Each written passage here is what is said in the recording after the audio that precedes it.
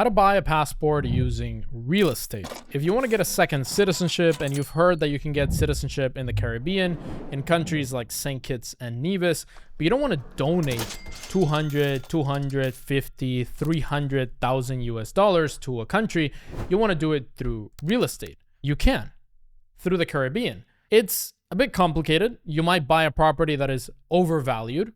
In some cases, you might be scammed if you do it through the wrong person. And you do have to be aware of hurricanes, because just like the hurricane that hit the United States recently, or the two that hit where hundreds of people died, if a hurricane hits the Caribbean, it's usually devastating. But I'll tell you the countries that you can get citizenship in relatively quickly by buying real estate. We have Antigua and Barbuda. A lot of people choose it because they go there for vacation. If you spend 300,000 US dollars plus the fees, which are in most cases going to be minimum 20,000 US dollars, all the way to 100,000 US dollars in fees on top of the real estate. So you are buying real estate. You can resell it after a couple of years, in some cases 3, in some cases 7, depending on who you're selling it to. It all depends on the country, and I'm not going to bore you with each country's specific regulations, but you can resell the property from 3 to 7 years after you have your citizenship. We also have St. Lucia at 300,000 US dollars. A lot of people buy property in St. Lucia because they love the nature. They say that it's the most stunning island in the Caribbean, and you can definitely get citizenship, but you also have to account for the fees on top of it, which are going to be around 50 to 60,000 US dollars on top of the 300,000, plus the passport and due diligence fees. For the cheapest island of them all to get real estate and then citizenship would be Dominica, 200,000 US dollars, and then around $75,000 in fees. So in total, you're really spending around 300,000 US dollars, but obviously you can get those 200,000 back, or maybe a little bit higher because of inflation. But just so you know, in some cases for that $200,000, you're buying a small suite in a hotel, for example. You're not buying in the open market. You're buying pre-approved real estate by the government. And in most cases, you're going to resell it to somebody else that is buying it for citizenship by investment. So you're buying it to somebody that's going to apply for Dominican citizenship, and they're mostly just going to pay you the amount that is the minimum for the citizenship. So if you buy a hotel suite for 200,000 and that increases to 240,000 after 5 or 7 years, then you can resell that for 240,000 US dollars. We also have Grenada, 270,000 US dollars. This would be my choice.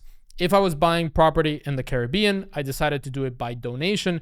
But if I was going to buy real estate in the Caribbean for citizenship, this would be my choice because it's outside of the hurricane belt, and hurricanes tend to not destroy Grenada as much as they destroy the other islands. So at least I want to have some geographical protection against these hurricanes. I'm from Puerto Rico. We've experienced some harsh hurricanes over the years, and I don't want to go through a hurricane blasting through my house. And lastly, we have St. Kitts and Nevis, which is the most expensive one, which is the one that I have. I got it for 150,000 US dollars. You need to spend 400,000 US dollars in real estate. And again, this is going to be pre-approved real estate. In some cases, what I would recommend, if you are buying property in the Caribbean anyway, there are people that buy villas in the Caribbean. There are people that buy penthouses or apartments or hotel suites or anything because you see yourself spending a lot of time in the Caribbean, or you absolutely love the Caribbean specifically for the winter season. Then this works out really well because you can buy the property and anyway get the citizenship with a little bit of fees on top. Those are the ones that I recommend to get the citizenship through property the most. As a rough example, I'm going to show you a cottage you can get in Antigua and Barbuda that could qualify for citizenship much higher than the minimum amount that you need to spend. But if you're buying a property anyway, which are the cases that I recommend the most, you're buying this one for 550,000 US dollars. You have the beachfront, you have a pretty beautiful property. If a hurricane goes through it, you can say goodbye to it. That's why I don't recommend doing it. But if you want to get property there anyway, you can do this, and then you pay a little bit of fees on top, and then you get Antigua and Barbuda citizenship. Another citizenship by investment program, not in the Caribbean, where you can get citizenship through real estate, is Turkey. 400,000 US dollars grants you Turkish citizenship by investment. Extremely popular program, but it's taking a long time now, around a year and a half in some cases. And other countries where I encourage you to buy property could be in the Republic of Serbia.